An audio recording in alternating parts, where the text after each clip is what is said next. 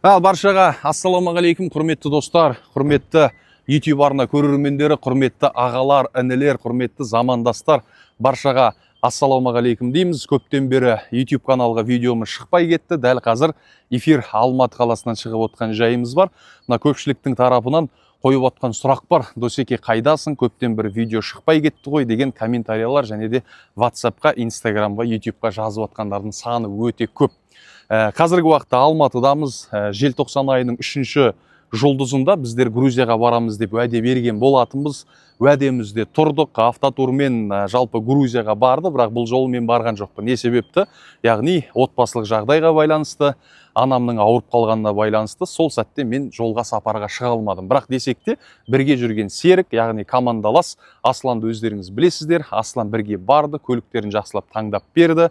Бірге барған адамдарда дән риза, ол да риза, яғни бәрі бақытты баянды елге оралды, растамошкаларын өтіп алды.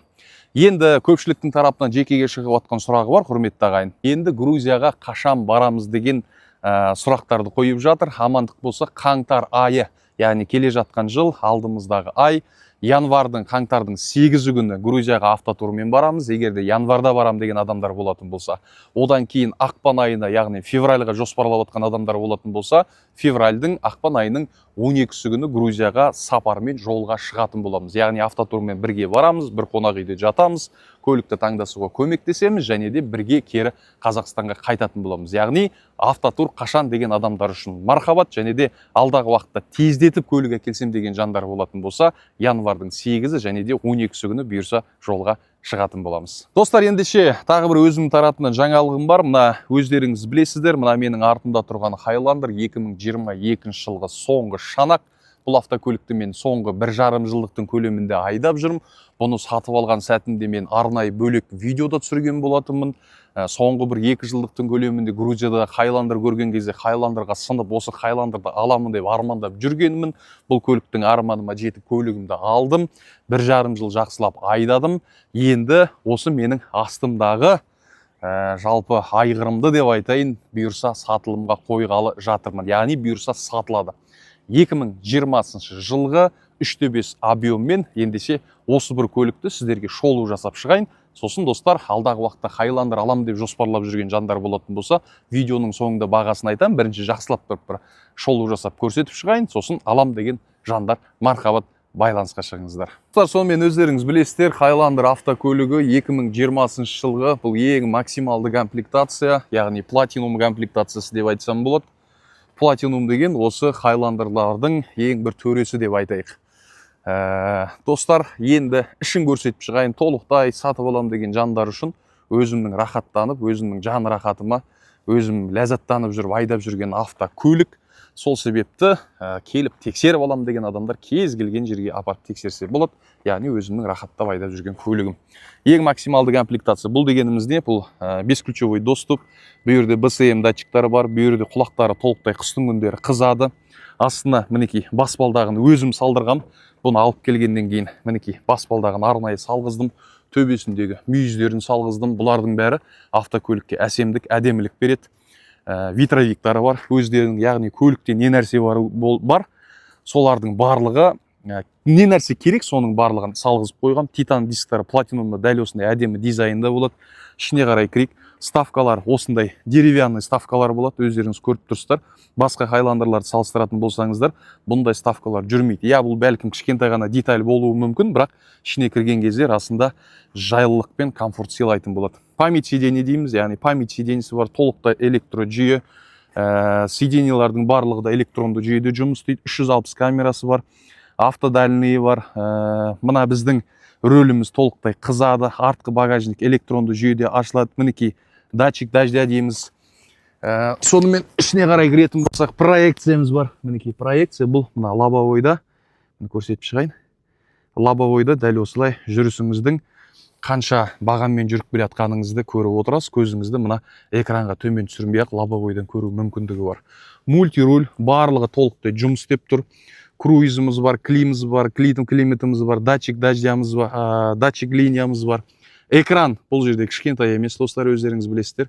Басқа XLE болсын, XSE болсын, тіпті кейбір 2-де 4 турбалардың максималды комплектациясының өзі бұндай үлкен экран болмайды. Бұл ең максималды үлкен экран орналасқан. Астымыз мінекей қызиды.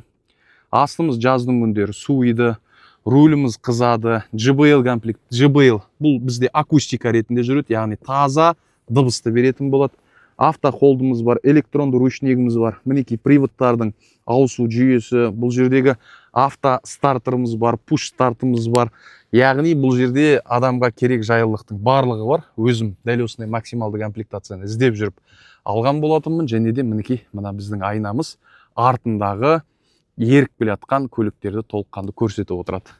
360 камерам бар екенін де көрсетіп өтейін достар. Мінекей алдында қоса барлығын көрсетіп отыр. Рульді бұрған сәтте мына линияның бұрылып жатқанын көріп отырсыздар.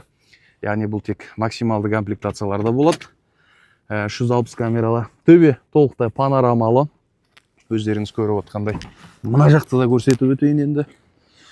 Артқы жақ капитандық орындықтар, достар, капитандық жүйе. Бұл жерде диван емес, капитан. Артқы жағы электронды жүйеде ашылады, достар.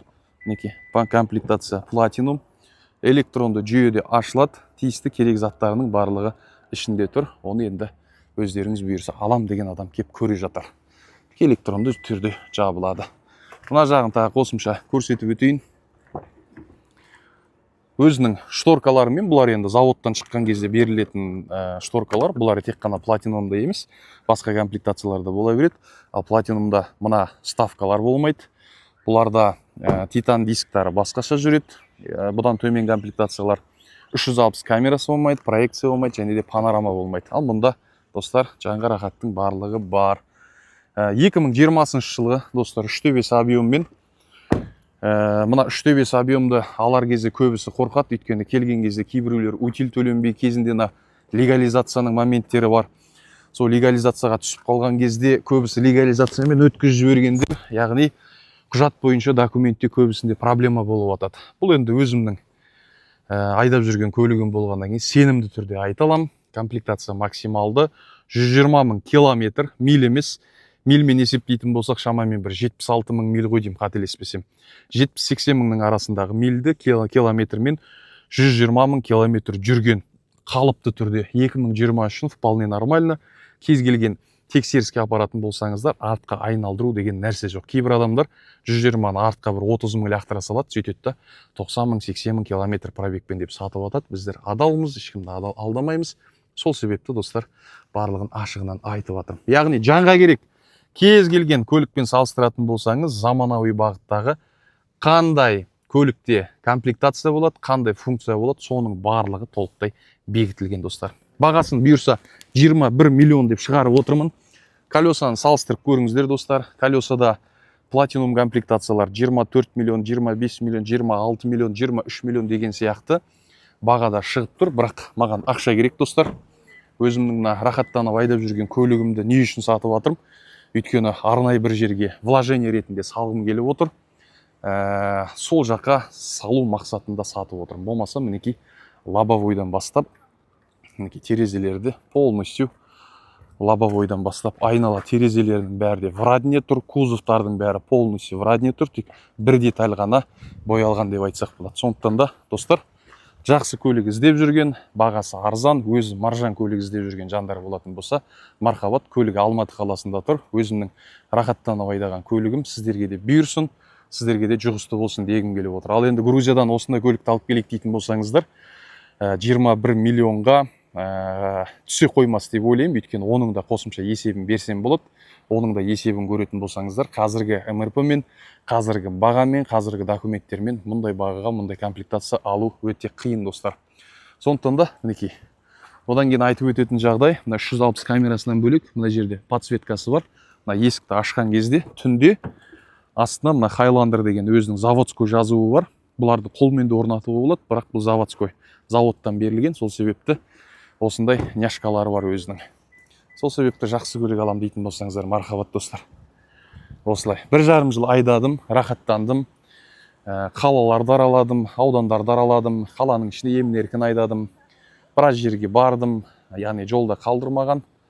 Сондай бір шыны керек сенімді серігіміз дейміз ғой. Бұрындары ер азаматтың сенімді серігі жылқы болатын болса, қазіргі кезде осындай автокөліктер ғой. Сондықтан да мына көлік сатылымға шықты. 21 миллион старт бағасы, құрметті ағайындар. Солай, мен енді бұл көлікті алғалы белі.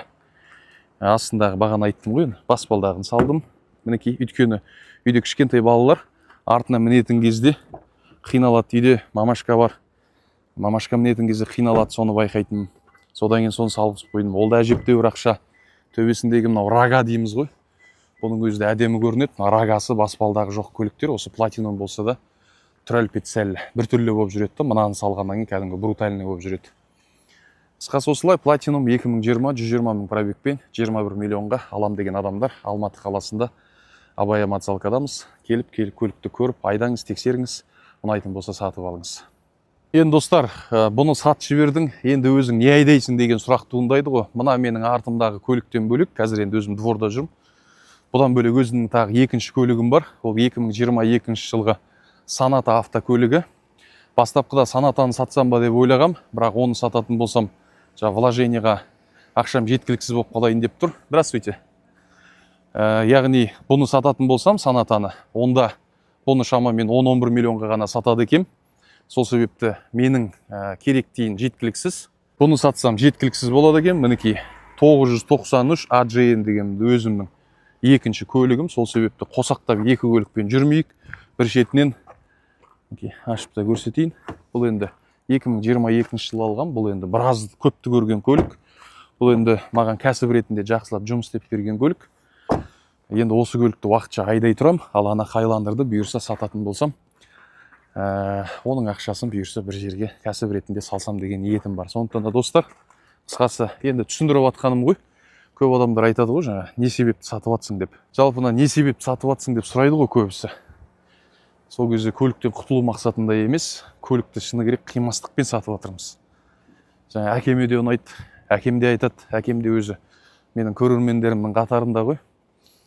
Айтады да, бұны сатпай ақ қойса, өзің айдасай рахаттанып дейді. Бірақ енді мен айтайын, менде бір-екі қарыздарым бар. Сосын қосымша тағы кәсіпке салатын ақша бар. Солардың бәрін салсам, кәсібімді бір жыл жақсылап дөңгелететін болсам, бұл Хайландердің әлі талайын алам ғой деймін, Алла қаласа. Сондықтан да достар, қысқасы сату себебім осылай. Осылай достар, әзірге Алматыдамыз, Грузияға барам деген жандар. Алла қаласа жаңада айтып өттім, бастапқыда январдың 8 күн жолға шығамыз. Ал енді февральда керек десеңіздер 12 күн жолға шығамыз. Кез келген көлікті сояқтан таңдап алып қайтсақ болады. Сол саламатта болыңыздар, құрметті ағайын, жеңісті жемісті күндеріміз көп болсын. Келе жатқан жаңа жыл құт береке әкелсін. Аллах тағала әрбір отбасымызға амандық, тек жеңісті жемісті күндерді нәсіп етсін дейміз. Келесі жылдың басы жақсы бір қуатпен бұйырса жұмысты тоқтатпай бастайтын боламыз. Әзірге біздің жаңалық осылай. Алла абыройдан айырмасын ағайын.